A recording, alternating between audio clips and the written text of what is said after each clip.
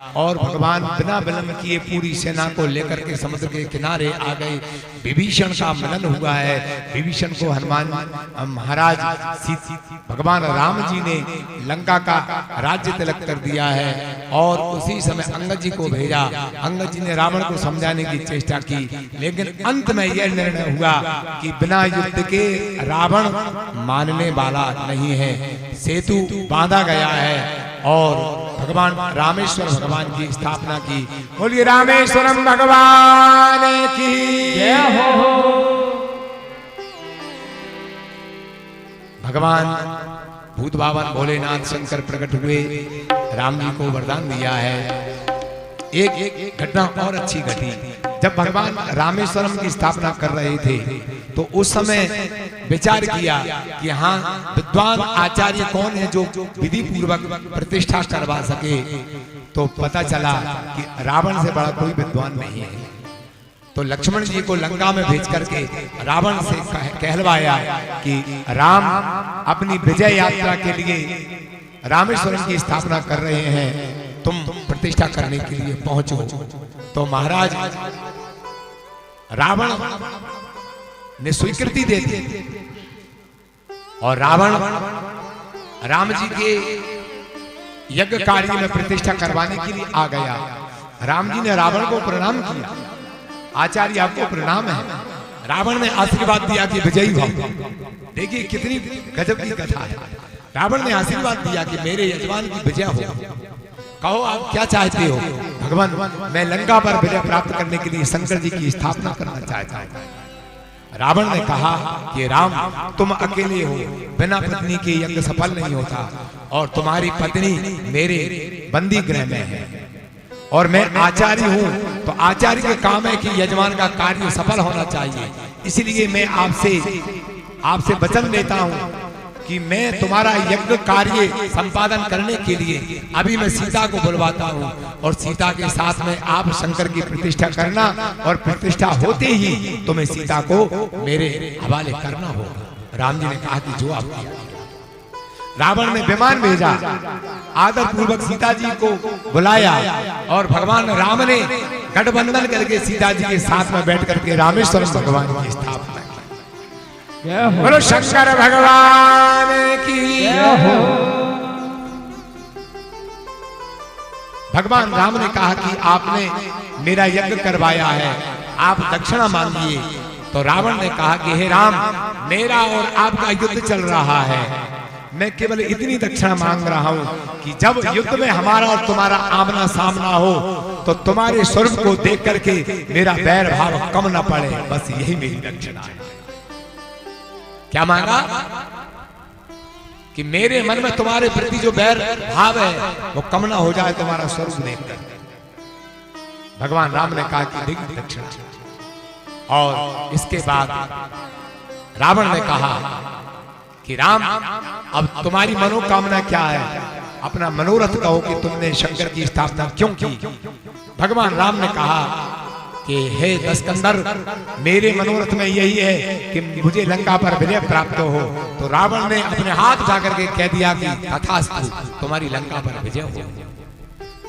ये सब बात हुई है और सीता जी को आदर पूर्वक रावण ने वहां किया और उसी समय महाराज निश्चर कीश लड़ाईश बर्मिश विविध प्रकार कुंभकर्ण घननाद कर बल पौरुष संहारा। निशाचरों की सेना घमासान लड़ी है और कुंभकर्ण घननाद का बल और संहार करके भगवान ने अपना प्रण पूरा किया है। राम और रावण का 18 दिन युद्ध चला। गोस्वामी जी कहते हैं आखिरी समय में रावण अपने रथ पर बैठ करके आ गया। भगवान 30 बाण छोड़ते हैं बार बार,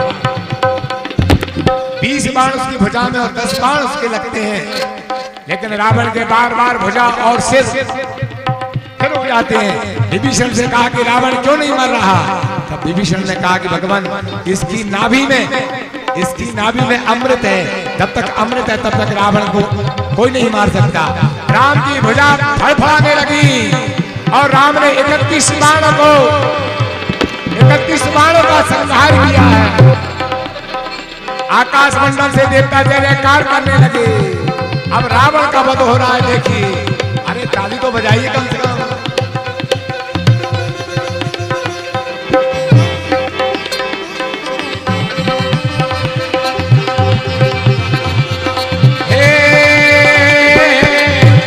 तीर रघुवीर पवारे, तीर रघुवीर पवारे, भुजन समेत हाथ नहीं डारे, भुजन समेत हाथ नहीं डारे, सायक एक लाभ सरसों का, सायक एक लाभ सरसों का, अमर लगे तुझे हर करियोशा,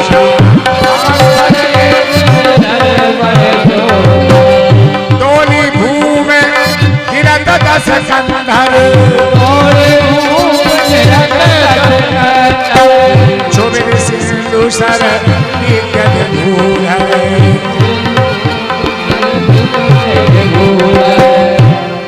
रावण राम का घमासान युद्ध हुआ है और भगवान ने 31 बाणों का संहार किया और एक जो बाण है नाभि में लगा आपने तो सोख लिया। 10 भुजा 20 भुजा और 10 शीशों पर लगे। रावण का रुंड नाचने लगा। भगवान राम का नाम लेते हुए रावण का कहाँ राम रणहतो पचारी, रावण धरम से गिरा। रावण का तेज भगवान राम के मुखारविंद में समाहित हो गया और सभी राम की जय जयकार करते हुए और भगवान की छवि का दर्शन कर रहे हैं। बिना विलंब किए विभीषण को आदेश दिया, सीता जी को लाया गया। सीता राम की छवि का सुंदर दर्शन हुआ है और इस प्रकार विभीषण से कहा कि अब तुम शीघ्र ही बिना विलंब किए पुष्पक विमान लाओ और मैं आज एक ही दिन रहा है, आज ही मुझे अयोध्या जाना है। तो पुष्पक विमान विभीषण लाए हैं, उसमें बानरों के दल के सहित भगवान श्री सीताराम जी विराजमान हुए और पुष्पक विमान उड़ता हुआ लंका की भूमि से अयोध्या की ओर चल पड़ा है। भगवान श्री राम अयोध्या धाम में आ रहे हैं।